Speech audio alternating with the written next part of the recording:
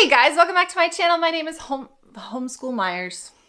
It's not my name. Hey guys, welcome back to my channel. My name is Summer Myers. I'm a homeschool mom of 5 kids, and on this channel we talk about all things homeschool. And today is part 2 of our homeschool year reflection. How our year went by. How our year went. How it did.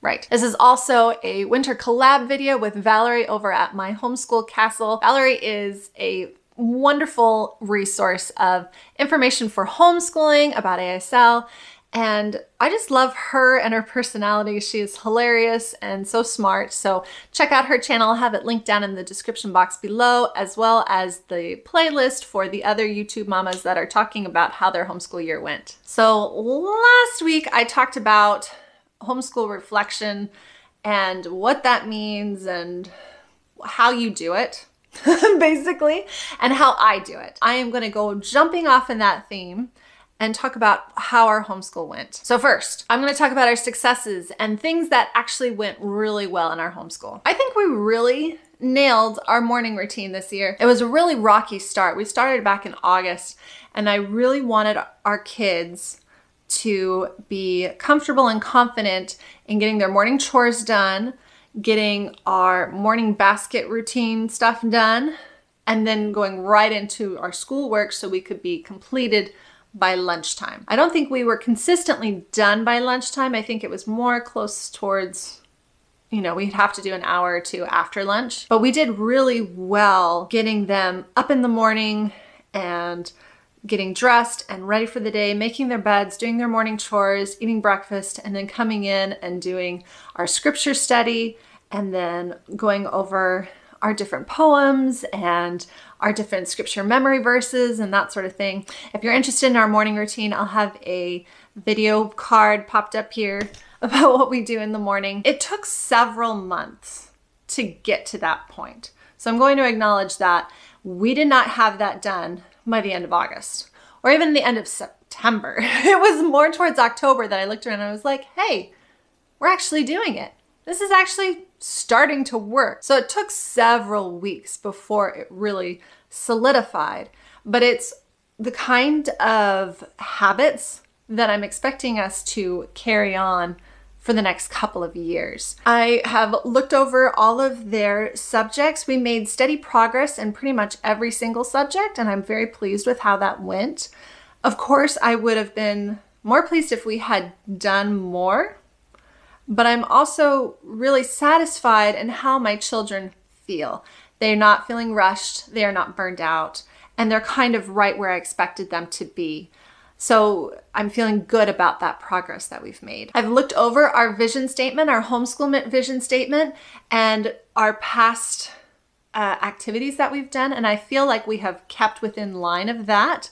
We've made more effort to be involved in our community. We've done more effort to be outside more, and we've kind of hit all of that. So I'm feeling really good in those goals. Also, read alouds. I think we really nailed read alouds this year.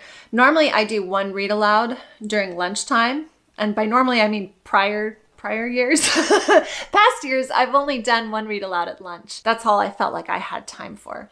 And this time around I made consistent efforts for us to have a couple of read alouds going along. We did some read alouds with our history unit, and I feel like that really added to what we were learning in there, as well as a couple of suggestions that were done by the Good and the Beautiful for science.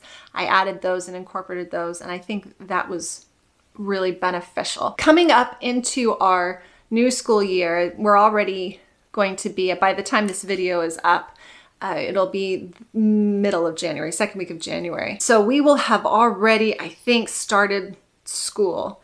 And at that point, I am going to be focused mainly on easing ourselves back into our routine rather than jumping in full force. We're going to be remembering how we did our morning routine and then slowly incorporating our core subjects. But that doesn't leave, preparation out on my part. So I've looked at our books and I know where I'd like us to be in hitting it.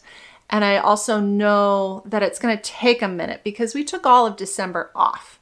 So my kids aren't just going to be like, oh yeah, math. I remember how to do that. What were we learning again? And how do you divide fractions and what? And that's okay. The way I ease into things is by playing lots of games. We also like to read lots of books and just kind of familiarizing ourselves again with what we were learning. And therefore it doesn't feel like such a shock to the system. Also, it doesn't make you feel so bad. I mean, you're like, I knew all of this stuff. How could I have possibly forgotten it?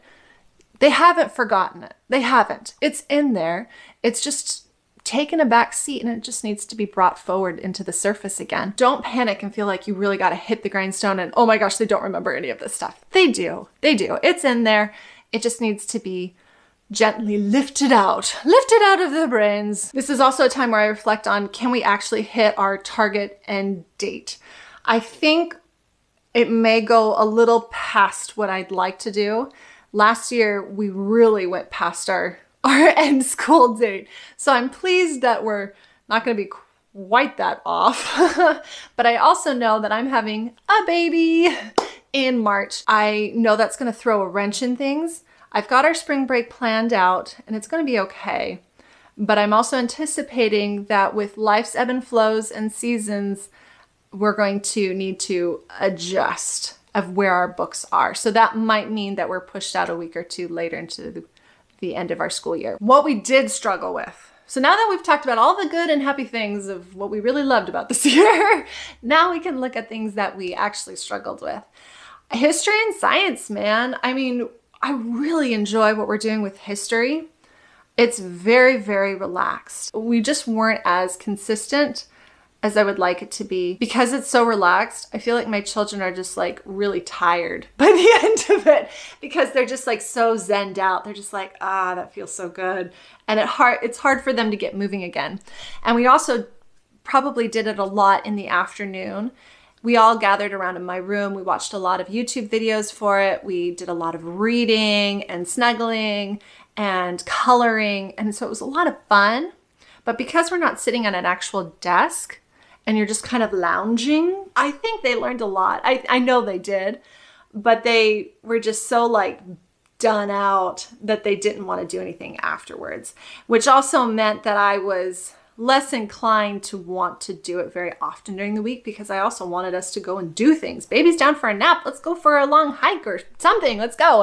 And none of us were in the mood after history. It feels so good to just lay here. So my plan of attack with history, we've gotten a new computer, a Chromebook for our Christmas. That was our big Christmas purchase. We're gonna start doing more of our history downstairs in the actual schoolroom. So we're sitting up at benches and that sort of thing. My kids might rebel. They really, really like our history time upstairs. But I'm hoping that, you know, when you're sitting up straight and you're actively engaged in something, you're more alert and awake than if you are lounging. So that's how I'm planning to address that. Science, we could have done better at just because I never did science upstairs in my room. It was always in the main room.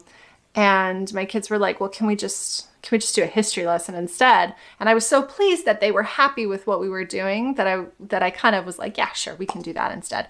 And seasons of life, that's okay for us to have a more history year. I mean, last year was more science year. So, you know, it works that way. If we push our history downstairs, I think our science will also naturally roll in a little more frequently.